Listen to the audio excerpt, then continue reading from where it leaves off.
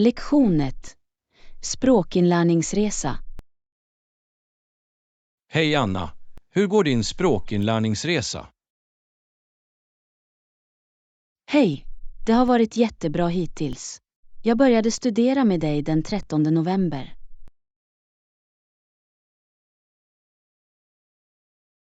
Det är fantastiskt. Hur övar du engelska dagligen? Jag lyssnar på 10 berättelser varje dag och lär mig nya ord. Det är ett smart tillvägagångssätt. Hur mäter du dina framsteg? Jag kommer att spåra hur lång tid det tar mig att avsluta den här kursen och vilken framgång jag uppnår. Att sätta mål och spåra framsteg är avgörande. Vilken framgång siktar du på? Jag vill ha flytande samtal och lätt förstå modersmålstalare. Det är ett imponerande mål.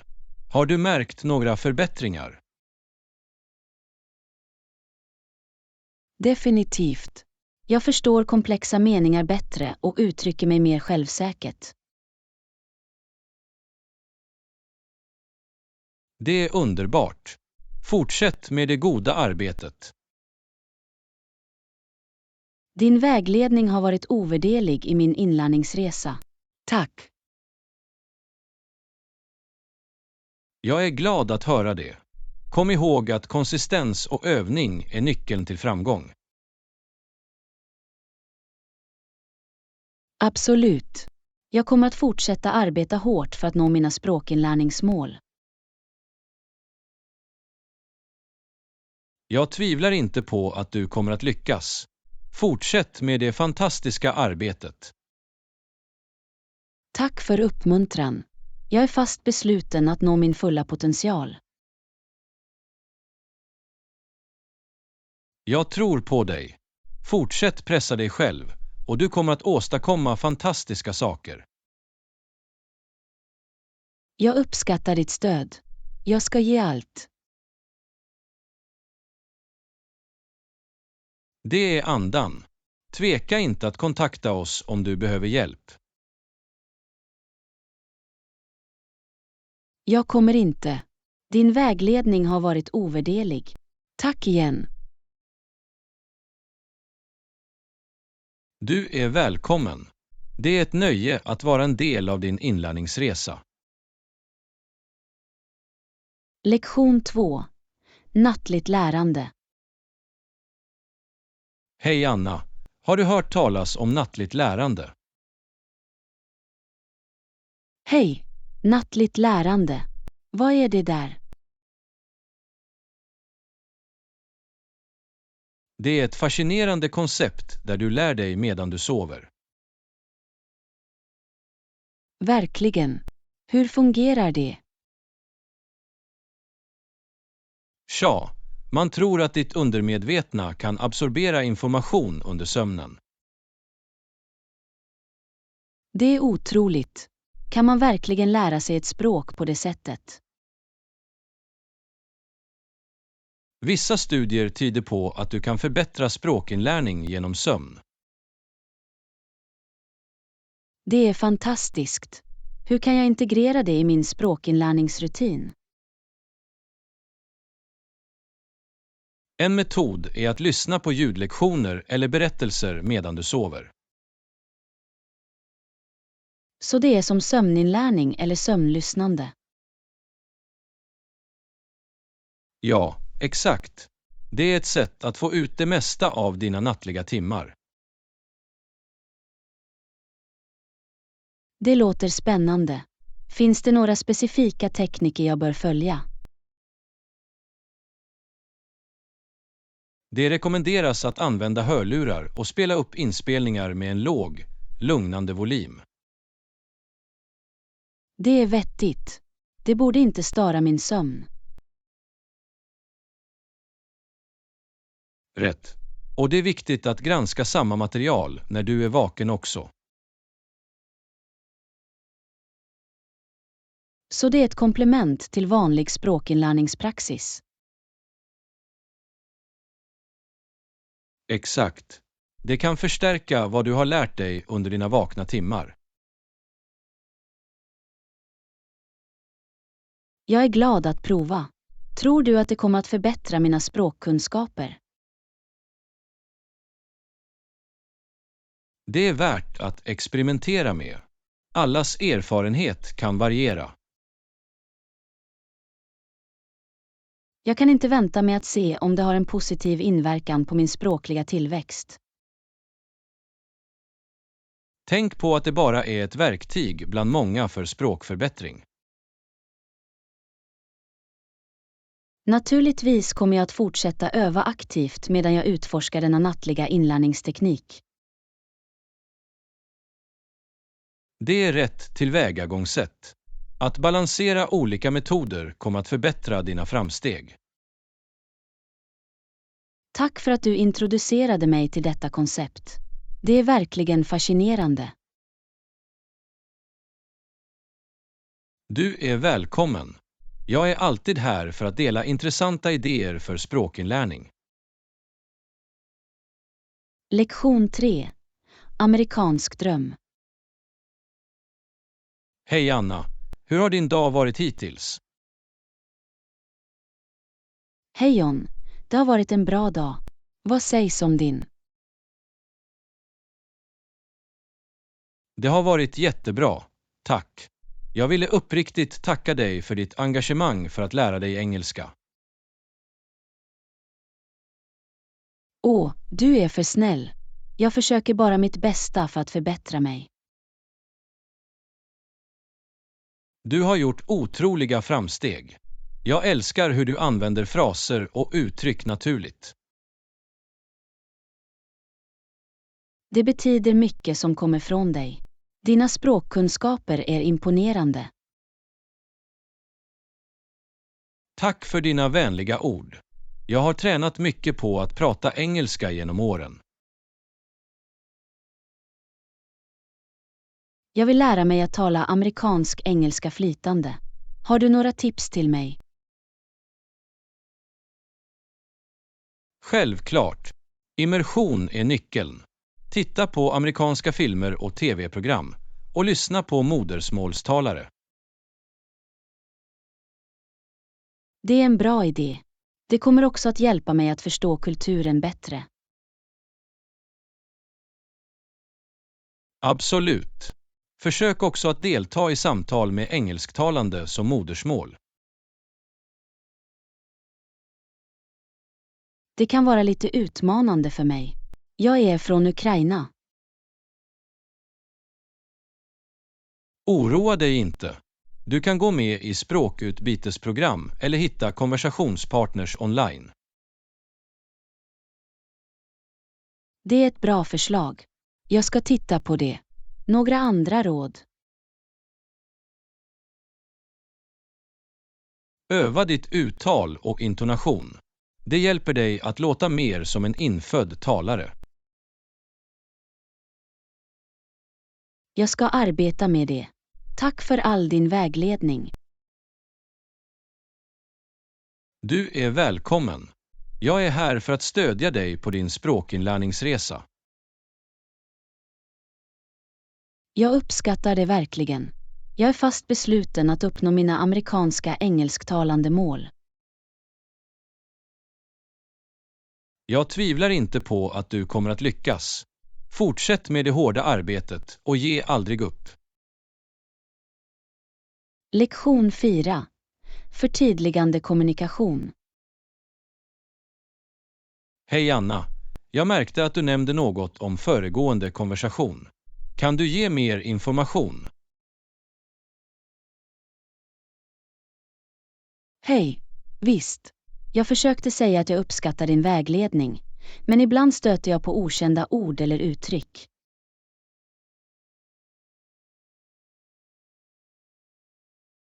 Jag förstår.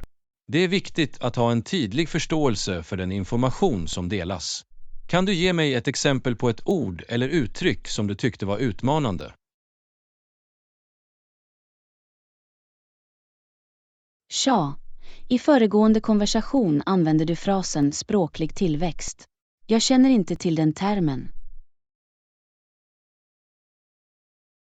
Ja, jag förstår.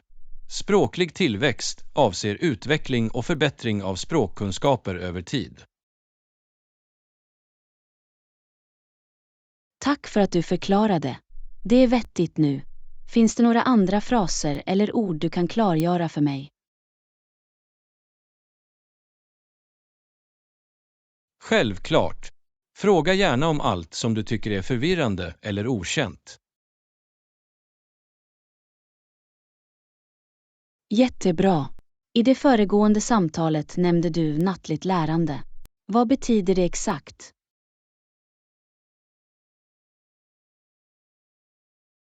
Nattligt lärande avser begreppet lärande medan du sover, särskilt genom att lyssna på utbildningsmaterial eller språkinspelningar.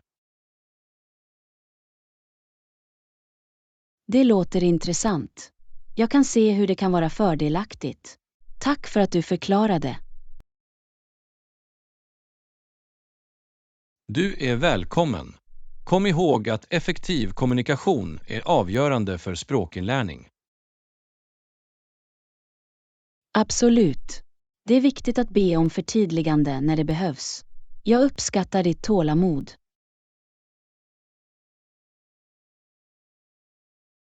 Inga problem alls. Jag är här för att hjälpa dig på din språkinlärningsresa. Tveka inte att kontakta oss när du behöver förtydligande eller hjälp. Tack så mycket. Ditt stöd och vilja att klargöra saker betyder mycket för mig. Jag är glad att höra det. Låt oss fortsätta våra samtal och fortsätta förbättra vår engelska tillsammans. Lektion 5. Säkra vägar. Hej Anna, jag märkte något på vägen hit. Det är uppfriskande att se någon lyda trafikregler och vara hänsynsfull. Hej. Ja, det är fantastiskt när folk följer reglerna. Definitivt. Det gör vägen säkrare för alla. Absolut. När förare är hänsynsfulla och följer trafikreglerna minskar det risken för olyckor.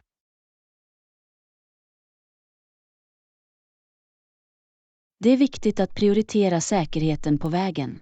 Låt oss följa deras exempel och vara ansvarsfulla förare. Definitivt. Låt oss göra en medveten ansträngning för att följa hastighetsgränserna och använda våra indikatorer ordentligt. Och låt oss inte glömma att ge efter för fotgängare och ge dem rätt väg när det behövs. Det är avgörande. Fotgängare bör känna sig säkra på att korsa vägen och veta att förare kommer att respektera sitt utrymme. Det är också viktigt att undvika distraktioner när du kör, till exempel att använda våra telefoner eller äta. Absolut. Distraktioner kan leda till olyckor. Låt oss fokusera på vägen och vara uppmärksamma på vår omgivning. Och om vi stöter på hänsynslösa förare är det bäst att hålla sig lugn och undvika att engagera sig i aggressivt beteende. Håller med. Det är bättre att prioritera vår säkerhet och rapportera eventuellt farligt körbeteende till myndigheterna. Genom att vara ansvarsfulla förare bidrar vi till att skapa en säkrare och trevligare körmiljö för alla.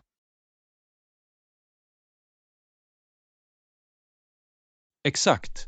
Våra handlingar på vägen kan ha en positiv inverkan på samhället som helhet. Låt oss föregå med gott exempel och uppmuntra andra att följa trafikreglerna och vara hänsynsfulla förare också. Tillsammans kan vi göra skillnad. Låt oss prioritera säkerhet och respekt på vägen. Jag är glad att vi delar samma tankesätt. Låt oss fortsätta att vara medvetna och ansvarsfulla förare. Absolut. Det är en gemensam insats för att göra vägarna säkrare. Tack för att du är en samvetsgrann förare. Lektion 6. Personlig tolkning. Hej Anna! Jag läste om Bibelns historia och hur olika åsikter framkom angående dess tolkning. Hej, det är intressant. Det är viktigt att människor har möjlighet att läsa Bibeln för sig själva.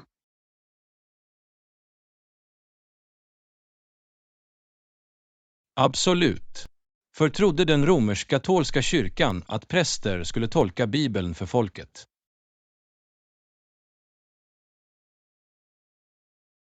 Det är ett annat tillvägagångssätt. Det är bemyndigande när individer har friheten att tolka Bibeln personligen. Verkligen, personlig tolkning möjliggör en djupare koppling och förståelse av texten. Det uppmuntrar också kritiskt tänkande och utforskning av olika perspektiv. Det är sant. När individer tolkar Bibeln för sig själva kan de bilda sina egna andliga övertygelser. Det är viktigt att respektera olika tolkningar och inse att människor kan hitta mening i olika avsnitt. Exakt. Det fina med personlig tolkning är att den möjliggör en mer personlig och meningsfull koppling till texten. Det uppmuntrar också individer att delta i diskussioner och dela sina insikter med andra. Det är en bra poäng. Diskussioner kan fördjupa vår förståelse och bredda våra perspektiv. Det är intressant att se hur tolkningar kan variera mellan olika kulturer och traditioner. Absolut. Det är ett bevis på Bibelns rikedom och komplexitet som en helig text. Personlig tolkning främjar också en känsla av ägande och ansvar i ens andliga resa. Jag håller med. Det gör det möjligt för individer att ansluta till sin tro på en djupare nivå och hitta personlig vägledning.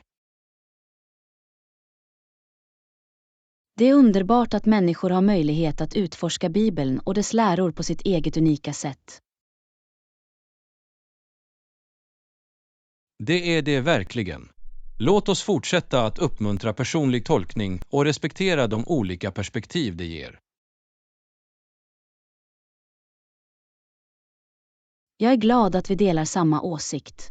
Låt oss främja öppen dialog och förståelse när det gäller tolkningen av Bibeln. Absolut. Tillsammans kan vi främja en miljö av ömsesidig respekt och uppskattning för personliga andliga resor.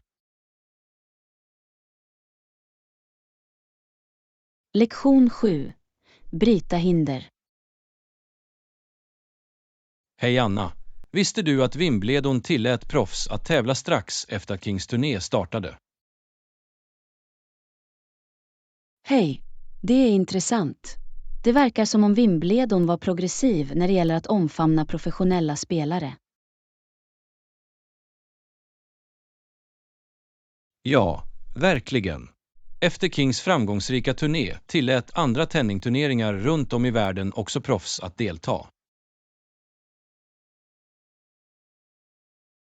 Det är en stor förändring i tenningvärlden. Det måste ha öppnat nya möjligheter för professionella spelare.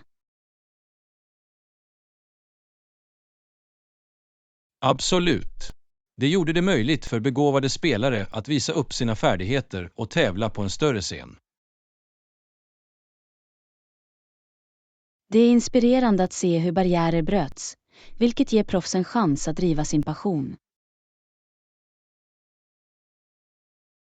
Att bryta dessa hinder gynnade inte bara spelarna utan berikade också sporten som helhet.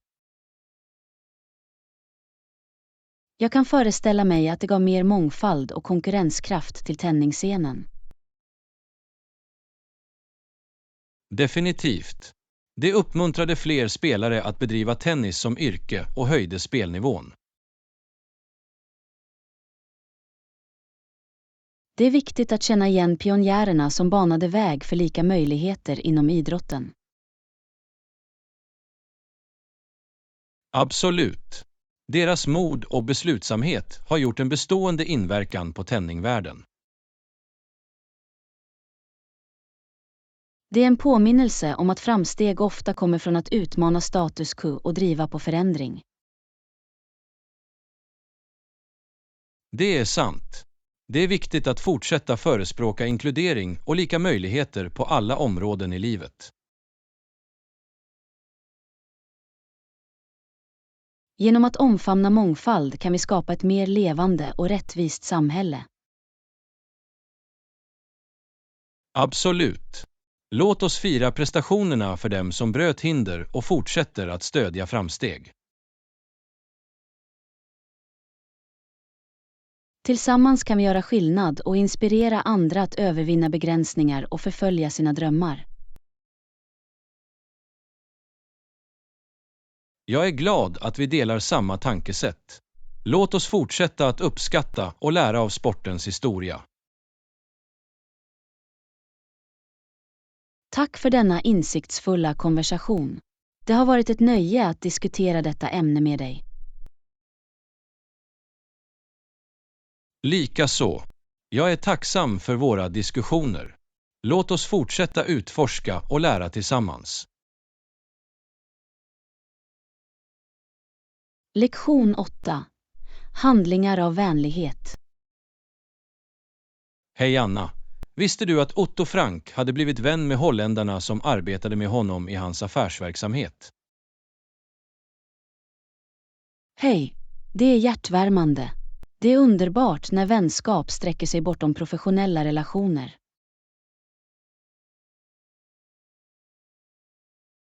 Ja, verkligen. När Otto och hans familj gömde sig var dessa vänner redo att hjälpa honom. Det visar kraften i medkänsla och viljan att ge en hand i svåra tider. Absolut. Det är fantastiskt hur vänlighet kan göra en betydande skillnad i någons liv. Dessa vänner måste ha visat enormt mod för att stödja Otto och hans familj under en så farlig period. Ja, de riskerade sin egen säkerhet för att skydda och försörja dem. Det är verkligen anmärkningsvärt. Det är ett bevis på styrkan i mänsklig anslutning och de band vi kan bilda i utmanande situationer. Definitivt. Det påminner oss om vikten av empati och att stå upp för det som är rätt. Absolut. Deras handlingar inspirerar oss att vara medkännande och sträcka ut en hjälpande hand till dem i nöd. Det är viktigt att känna igen och uppskatta andras vänlighet, särskilt i tider av motgångar. Deras vänskap och stöd måste ha gett tröst och hopp till Otto och hans familj. Absolut. Det är en påminnelse om den inverkan vi kan ha på varandras liv genom små handlingar av vänlighet. Låt oss sträva efter att vara snälla och stödjande, precis som dessa vänner var för Otto Frank och hans familj. Jag kunde inte hålla med mer. Låt oss vara en källa till positivitet och stöd för dem omkring oss. Tack för denna meningsfulla konversation. Det har varit ett nöje att diskutera detta ämne med dig. Likaså. Jag är tacksam för våra diskussioner. Låt oss fortsätta utforska och lära tillsammans. Lektion 9. Omfamna nya kulturer. Hej Anna. Har du någonsin behövt lära dig ett nytt språk och anpassa dig till en annan kultur? Hej John. Ja, jag har haft upplevelsen av att flytta till ett annat land och omfamna en ny kultur. Det är fascinerande. Det måste kräva en vilja att lära sig nya seder och språk. Absolut. Att fördjupa sig i en ny kultur öppnar upp en värld av möjligheter och tillväxt. Jag kan tänka mig att det kan vara både utmanande och givande samtidigt. Ja, det kan finnas initialt obehag, men när man blir mer bekant kan en känsla av komfort utvecklas. Det är fantastiskt att höra att Steve känner sig väldigt bekväm i Japan. Hur uppnådde han det? Steve gjorde sannolikt ett försök att lära sig språket och förstå Japans seder. Att lära sig språket måste ha spelat en viktig roll i hans integration. Absolut. Språk är ett viktigt verktyg för kommunikation och byggande av relationer. Det möjliggör en djupare koppling till lokalsamhället och en bättre förståelse för deras sätt att leva.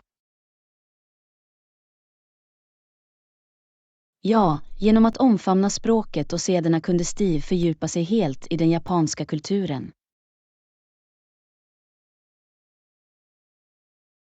Det är inspirerande att se hur individer kan anpassa sig och känna sig hemma i ett annat land. Ja, det talar om den mänskliga andens motståndskraft och öppenhet. Tack för att du delar med dig av dina insikter om att omfamna nya kulturer. Det är en värdefull lektion för alla som överväger en liknande upplevelse. Lektion 10. Omfamna motgångar. Hej Anna, det kommer att veta mycket. Vi tror att ibland när saker händer som inte går rätt väg, tror vi att när du inte klarar advokatprovet. Hej, det är sant. Att möta motgångar kan vara nedslående, särskilt när vi inte uppnår vårt önskade resultat. Ja, det kan vara nedslående, men motgångar kan också vara värdefulla inlärningsmöjligheter. Absolut. De ger en chans till självreflektion och tillväxt. Det är viktigt att komma ihåg att inte klara advokatprovet inte definierar våra förmågor eller potential. Du har rätt. Det är viktigt att upprätthålla ett positivt tänkesätt och använda upplevelsen som motivation för att förbättra. Exakt. Vi kan använda motgångar som steg mot framgång. Det är viktigt att analysera vad som gick fel och identifiera områden för förbättring.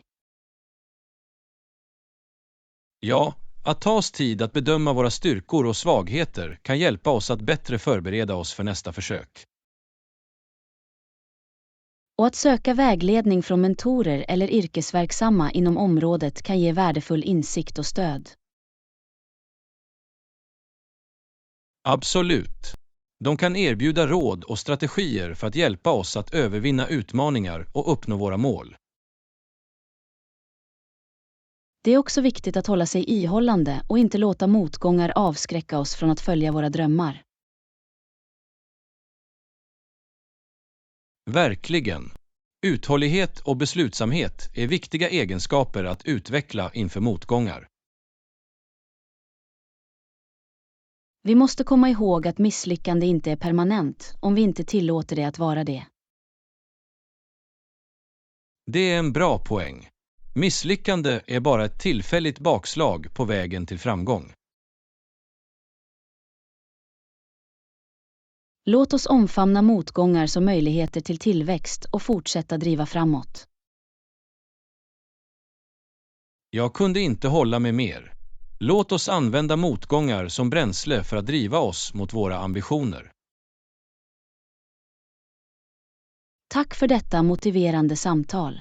Det har varit ett nöje att diskutera detta ämne med dig.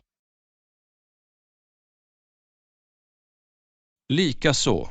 Jag är tacksam för våra diskussioner. Låt oss fortsätta utforska och lära tillsammans. Lektion 11. Vägetikett. Hej Anna, jag kan inte tro att vissa människor kör så. Det är så oansvarigt. Hej John, håller med. Det är frustrerande att dela vägen med så dåliga förare. Det är viktigt för alla att prioritera säkerheten och följa trafikreglerna. Definitivt. Hänsynslös körning sätter inte bara föraren utan också andra i fara. Absolut. Vi bör alla sträva efter att vara ansvarsfulla och omtänksamma förare. Att upprätthålla korrekt körfältdisciplin och använda blinkers kan hjälpa till att förhindra olyckor. Ja, signalering av våra avsikter gör det möjligt för andra förare att förutse våra handlingar. Det är också viktigt att hålla ett säkert avstånd till fordonet framför för att undvika kollisioner. Absolut. Tailgating är farligt och lämnar inte tillräckligt med tid för att reagera på plötsliga förändringar. Och låt oss inte glömma vikten av att följa hastighetsgränser för säkerheten för alla på vägen. Rätt. Fortkörning är en viktig orsak till olyckor och minskar förarens förmåga att reagera effektivt. Det är lika viktigt att vara uppmärksam på fotgängare och ge dem rätt väg när det behövs. Ja, vi bör alltid vara vaksamma och redo att ge efter för fotgängare för att säkerställa deras säkerhet. Och som förare måste vi avstå från distraktioner som att använda mobiltelefoner när vi är på vägen. Absolut. Distraherad körning kan få allvarliga konsekvenser och bör undvikas till varje pris. Låt oss sträva efter att vara tålmodiga och artiga, även i utmanande situationer på vägen. Håller med. Att svara med ilska eller aggression eskalerar bara riskerna och löser ingenting. Genom att utöva god vägetikett bidrar vi till en säkrare och mer harmonisk körmiljö. Tack för denna upplysande konversation. Det har varit ett nöje att diskutera detta ämne med dig. Lektion 12. Skotsk prakt. Hej Anna, och dess folk har spelat en viktig roll i den engelsktalande världens historia. Hej John. Skottland är verkligen ett fascinerande land med ett rikt och historiskt förflutet. Skottland kan grovt delas in i två regioner, högländerna och låglandet. Det stämmer. Högländerna är kända för sina hisnande landskap och robusta skönhet. De ikoniska skotska högländerna är hem för majestätiska berg, skimrande sjöar och pittoreska slott. Det är en plats för förtrollning, där historia och natur sammanflätas på ett fängslande sätt. Absolut. Låglandet, å andra sidan, kännetecknas av böljande kullar och bördiga slätter. Lågländerna är där de flesta av befolkningen bor, och det är där större städer som Edinburgh och Glasgow ligger. Edinburgh, huvudstaden, är känd för sin fantastiska arkitektur och livliga kulturella scen. Och Glasgow är känd för sin konst, musik och industriella arv. Det är en stad full av energi och kreativitet. Skottlands bidrag till litteratur, vetenskap och filosofi är också anmärkningsvärda. Ja, kända figurer som Robert Burns, Sir Walter Scott och Adam Smith har alla kommit från Skottland. Det skotska folket har en stark känsla av nationell stolthet och sina egna distinkta kulturella traditioner. Från Highlandsspel till traditionell musik och dans. Skottlands arv firas med passion. Och låt oss inte glömma skotsk whisky, som är känd över hela världen för sin distinkta smak. Verkligen. Scotch whisky är en hörnsten i Skottlands export och en symbol för hantverk. Skottlands naturliga skönhet, rika historia och livliga kultur gör det till ett fängslande resmål att utforska. Absolut. Det är ett land som lockar äventyrare, historieentusiaster och de som söker en autentisk upplevelse. Tack för denna upplysande konversation. Det har varit ett nöje att diskutera Skottland med dig. Lektion 13. Modiga pilgrimer. Hej Anna, kungen fick veta vad de var och försökte få dem arresterade. Så de tänkte på en annan plan. Hej John, pilgrimsledarna, som William Brewster, var fast beslutna att hitta ett sätt att utöva sin tro. De visste att de behövde undkomma förföljelse och hitta en plats där de kunde dyrka fritt. De bestämde sig för att ge sig ut på en resa till den nya världen, söka religionsfrihet och ett bättre liv. Det var ett modigt beslut att lämna allt de visste bakom sig för en osäker framtid. Absolut. De mötte många utmaningar och svårigheter under sin resa över Atlanten.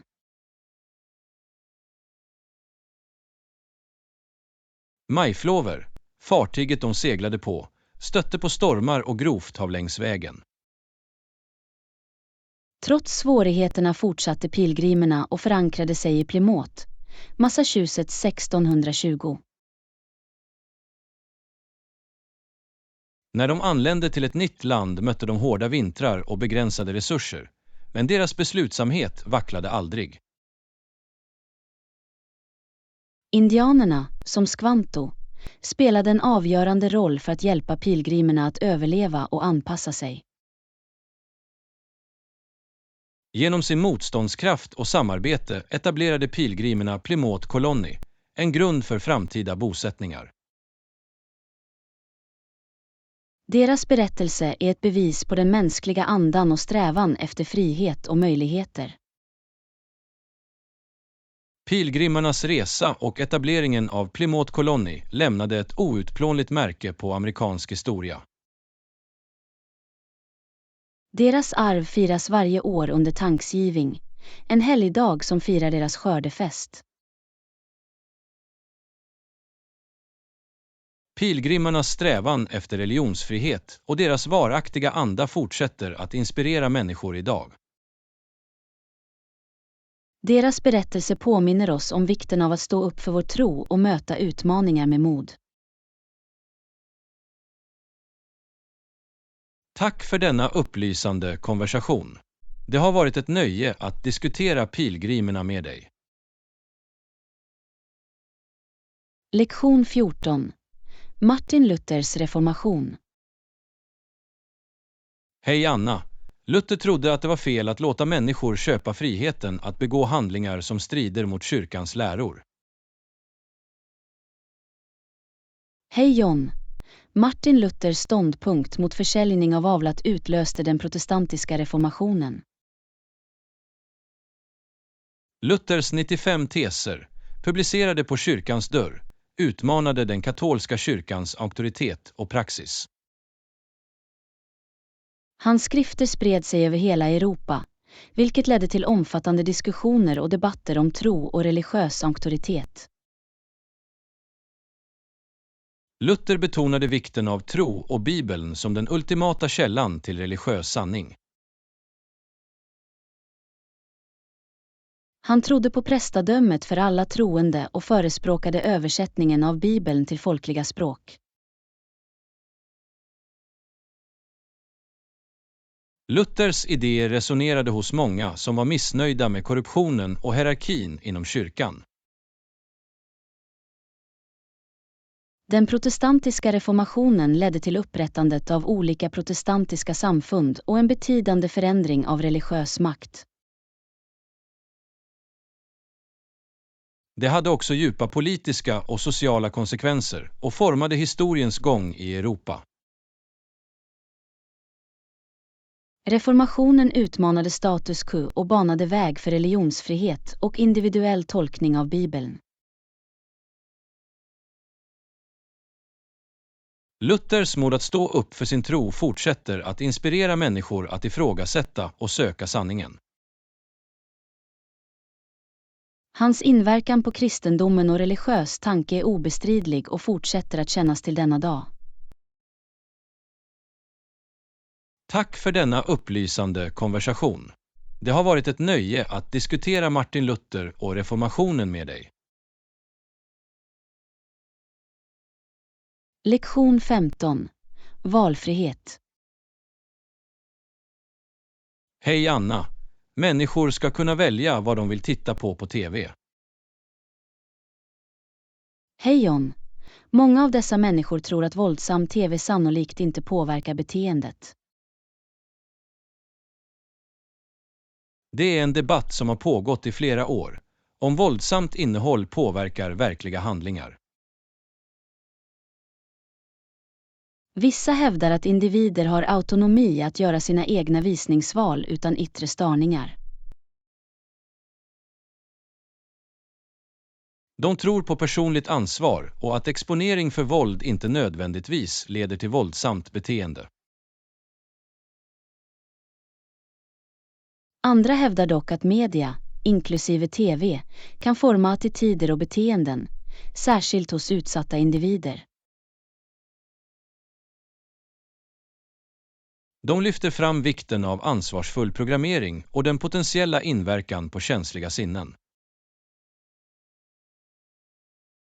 Studier har visat korrelationer mellan våldsam mediekonsumtion och aggressiva tendenser.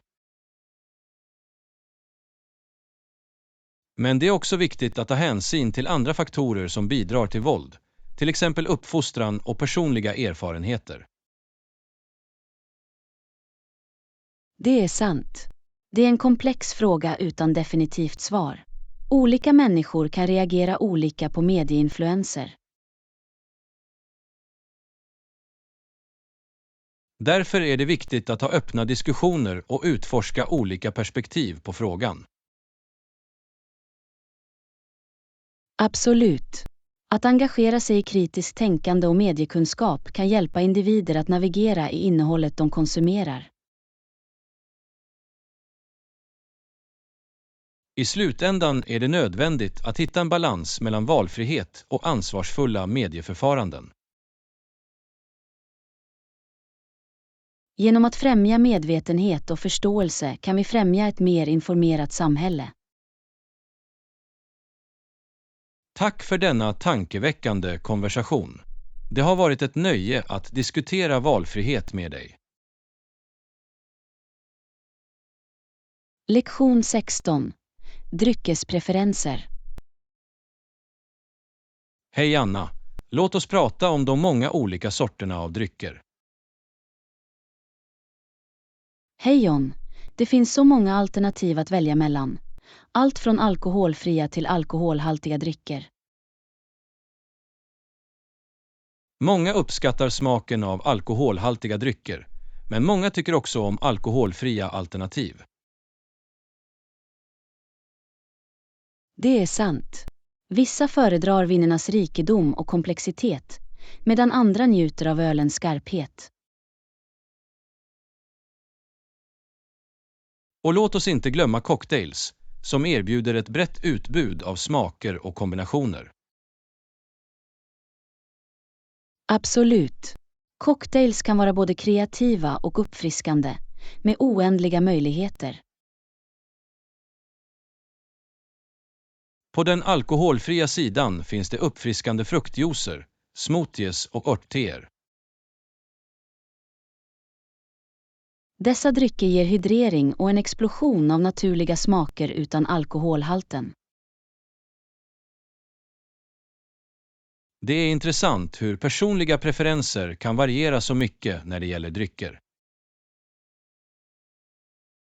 Ja, smakpreferenser skiljer sig beroende på individers kulturella bakgrund, personliga upplevelser och till och med humör.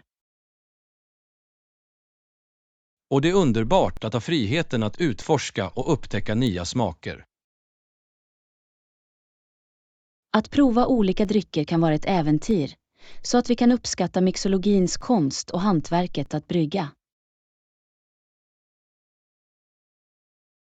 Det är också viktigt att göra ansvarsfulla val och dricka med måtta. Absolut. Moderering garanterar njutning utan att äventyra vår hälsa och välbefinnande. Tack för denna engagerande konversation. Det har varit ett nöje att diskutera dryckespreferenser med dig. Lektion 17. Rättssalsdrama. Hej Anna, låt oss prata om den intensiva atmosfären i en rättssal. Hej John. En rättssal kan vara en fängslande miljö, särskilt under en rättegång. Rummet är vanligtvis fyllt med förväntan när domaren och advokaterna tar sina positioner på framsidan. Advokaterna arbetar flitigt för att presentera sitt ärende, undersöka vittnen och lägga fram bevis. Det är fascinerande att se hur de konstruerar sina argument och använder övertygande tekniker. Korsförhöret kan vara särskilt gripande, eftersom advokater utmanar vittnens trovärdighet. Vittnen spelar en avgörande roll i rättssalen och delar sina vittnesmål och erfarenheter. Deras ord kan påverka resultatet av rättegången och påverka livet för de inblandade. Domaren, med sin auktoritativa närvaro, säkerställer att förfarandet är rättvist och lagligt. De fattar beslut, hanterar invändningar och vägleder juryn att nå en dom. Juryn, som består av vanliga medborgare, lyssnar uppmärksamt och överväger för att bestämma svarandens öde. Spänningen byggs upp när juryn avger sin dom, vilket avslutar rättegången. Rättssalen är en rättvisans teater, där berättelser utvecklas och liv kan förändras för alltid. Det visar rättssystemets makt för att lösa tvister och upprätthålla lagen. Tack för denna engagerande konversation. Det har varit ett nöje att diskutera rättssalsdramat med dig. Lektion 18. Språkinlärning genom videor. Hej Anna! Videor som detta gör språkinlärningen mer engagerande och effektiv. Hej John. Jag är glad att du tycker att de är till hjälp. Visuellt och ljudinnehåll kan förbättra språkförvärvet. Absolut. Videor ger verkliga sammanhang, uttalsövning och exponering för olika accenter.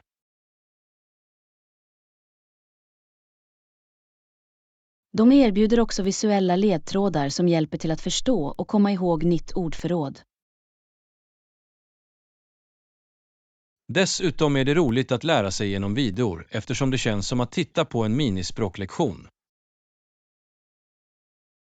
Det är som att fördjupa oss i språket utan att lämna våra platser. Och mångfalden av tillgängligt videoinnehåll gör att vi kan utforska olika ämnen och intresseområden. Oavsett om det är handledning, intervjuer eller kortfilmer, varje video ger unika inlärningsmöjligheter. Videor ger också en chans att observera och lära av modersmålstalares naturliga uttryck och gester. De kan hjälpa oss att förstå de nyanser av språk som läroböcker kanske inte fångar. Exakt. Videor överbryggar klyftan mellan formell språkinlärning och verklig användning. Och vi kan alltid spela upp dem, pössa eller spola tillbaka för att förstå innehållet fullt ut. Tack för att du uppskattar värdet av videor i språkinlärning. Jag är glad att jag kan hjälpa dig på din engelska resa. Jag är tacksam för din vägledning. Låt oss fortsätta utforska och lära oss tillsammans genom engagerande videor. Absolut. Att lära sig genom videor är ett roligt och effektivt sätt att förbättra våra språkkunskaper. Lektion 19. Balansera prioriteringar. Hej Anna! Att hitta en balans mellan ansvar kan vara utmanande. Hej John, det är sant. Ibland måste vi jonglera flera uppgifter och göra svåra val.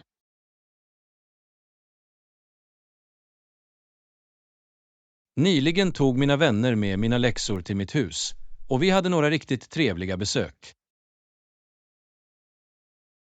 Det låter roligt, men jag var tvungen att acceptera det faktum att jag inte kunde gå med dem. Det är viktigt att prioritera och hantera vår tid effektivt för att uppfylla våra skyldigheter. Absolut. Vi måste bedöma vikten och brådskandet av varje uppgift. Genom att sätta prioriteringar kan vi se till att vi fördelar vår tid och energi klokt. Det är också bra att delegera uppgifter eller söka stöd vid behov. Ja, att söka hjälp kan lätta belastningen och förhindra utbrändhet. Och det är viktigt att kommunicera våra begränsningar och gränser till andra. Genom att uttrycka våra begränsningar kan vi hantera förväntningar och undvika överengagemang. Att balansera prioriteringar kräver självmedvetenhet och förmåga att fatta välgrundade beslut. Det är en färdighet som utvecklas över tid och med övning. Att hitta jämvikt tillåter oss faktiskt att leva produktiva och uppfyllande liv. Tack för att ni diskuterar vikten av att balansera prioriteringar. Det är viktigt för personlig tillväxt och framgång. Lektion 20. Minnesvärda resor. Hej Anna!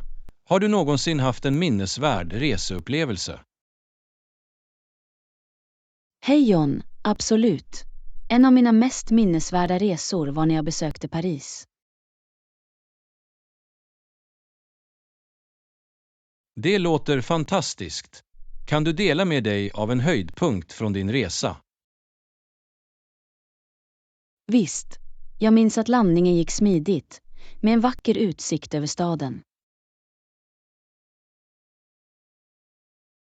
Det måste ha varit hisnande. Vad gjorde du efter att du hoppade av planet? Jag tackade flygvärdinnorna för deras service och fortsatte att utforska staden.